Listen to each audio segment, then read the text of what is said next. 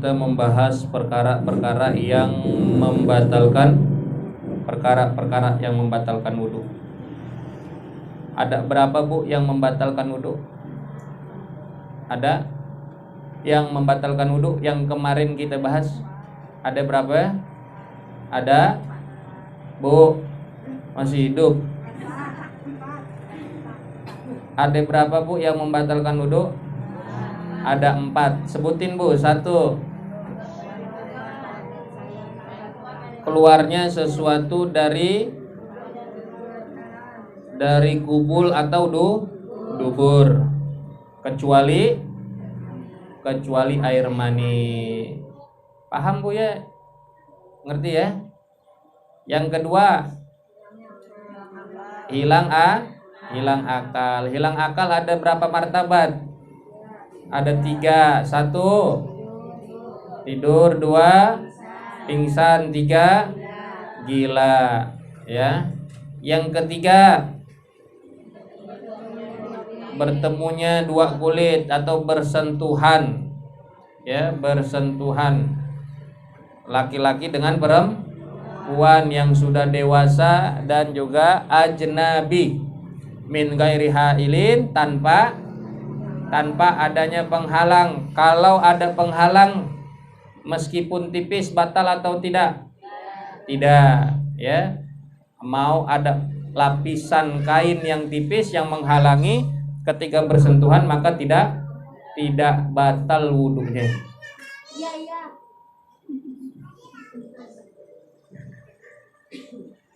Lanjut Bu. Ada lagi yang dikatakan perkara yang membatalkan wudhu, yang termasuk menjadi penyebab batalnya wudhu adalah masuk kubulil adami, menyentuh kubul anak Adam.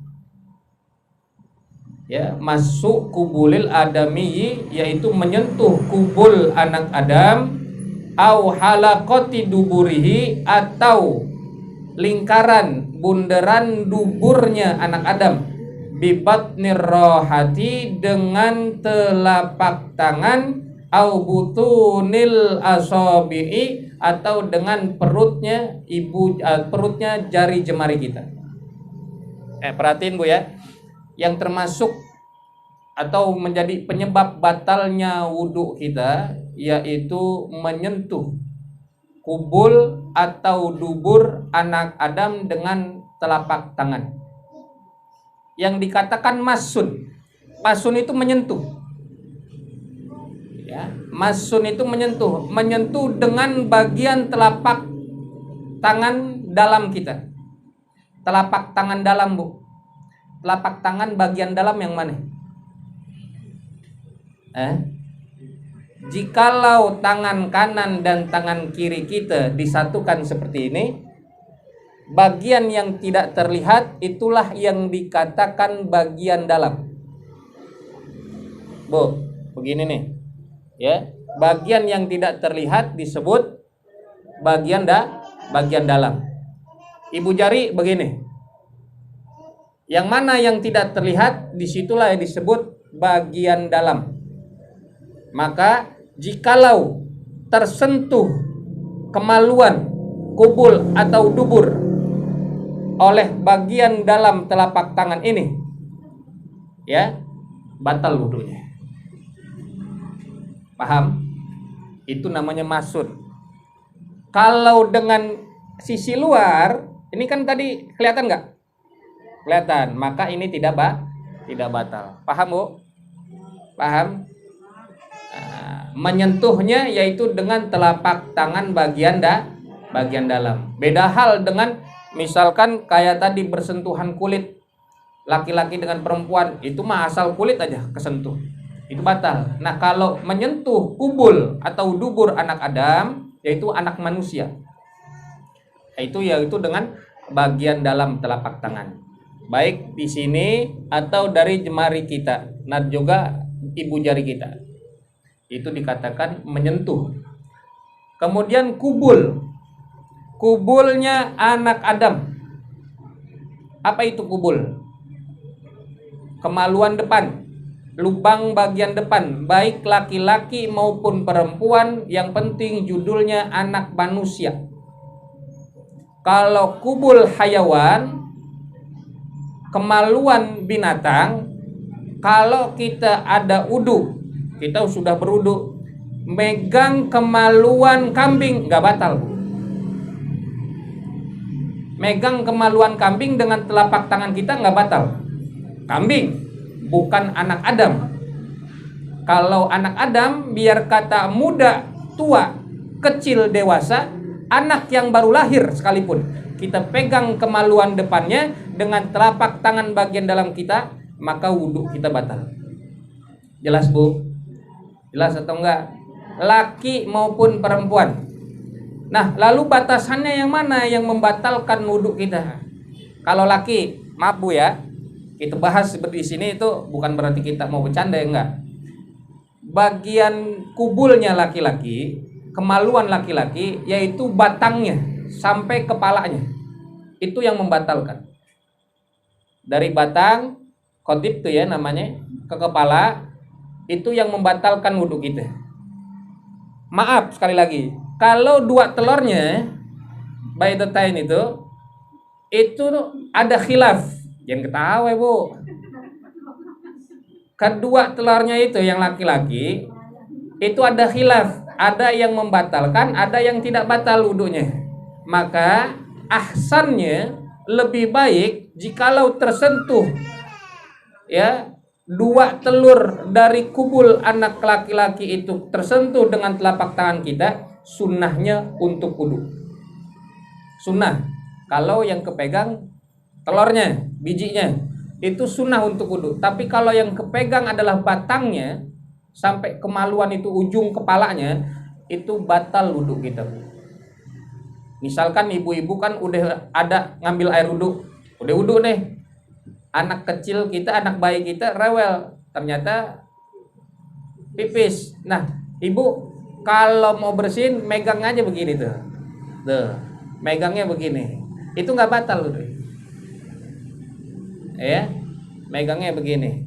Ini kan nggak batal nih kena ini nih. Kalau ngebersihnya megang begini batal. Kalau megangnya, maaf, telur tadi biji itu tidak batal, tapi sunnah untuk wudhu, karena ada khilaf di situ, ada yang batal, ada yang tidak membatalkan. Paham Bu? Paham? Itu kubulnya laki-laki. Bagaimana kubulnya farjinya perempuan? Kalau farjinya perempuan, yaitu kedua sisi kanan kiri kulit yang menutup daripada lubangnya perempuan. Jelas-jelas kalau lubangnya batal, kepegang dengan telapak tangan bagian dalam. Tapi kalau sisinya, maaf, yang menjepit di sini, nah bagian yang ininya nih, kalau luarannya sini enggak, maaf Bu ya, yang ibu-ibu perempuan, maaf, farjinya nih di sini, bagian sininya lah yang kalau tersentuh batal, tersentuh dengan telapak tangan bagian dalam. Kalau pakainya punggung misal gatel, nggak apa-apa Bu, gatel begini-begini nggak apa-apa, itu tidak batal. Apalagi kalau ada penghalang, maaf, dengan kain tipis ada penghalang, sekalipun itu tipis transparan, nggak batal wudhu kita, kepegang atau tersentuh. Paham Bu? Ya, itu maksud daripada masuk kubulil adami. Laki-laki batasannya tadi seperti itu, perempuan batasannya yang tadi sudah dijelaskan. Maka ibu-ibu kalau mau membersihkan kotoran anak atau tersentuh tanpa sengaja, baik itu kemaluan kita sendiri ataupun kemaluan orang lain, itu batal. Yang penting anak Adam. Kalau tersentuhnya kemaluan kambing, batal nggak wudhu?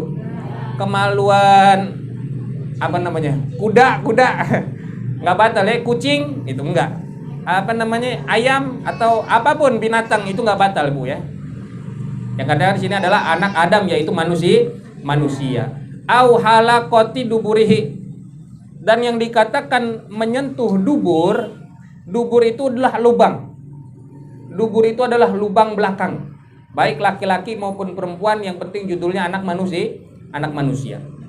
Kalau misalkan kita biasanya kalau ngelihat telur ayam tuh, dimasukin ke tangan kita, itu batal nggak wudhu? Nggak batal, karena bukan anak Adam.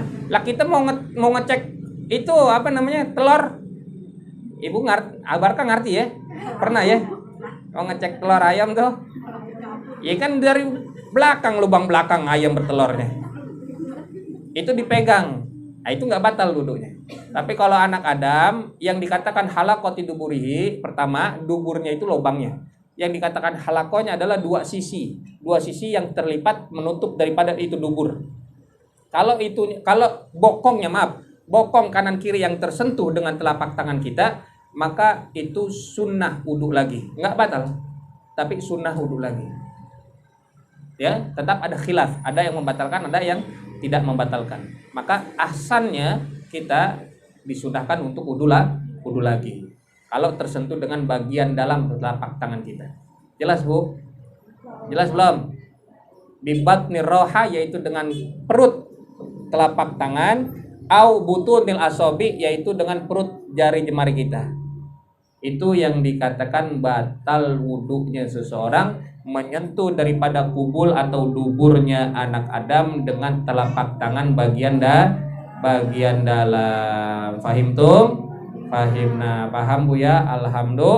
Alhamdulillah. Itulah daripada keempat perkara yang membatalkan wudhu kita.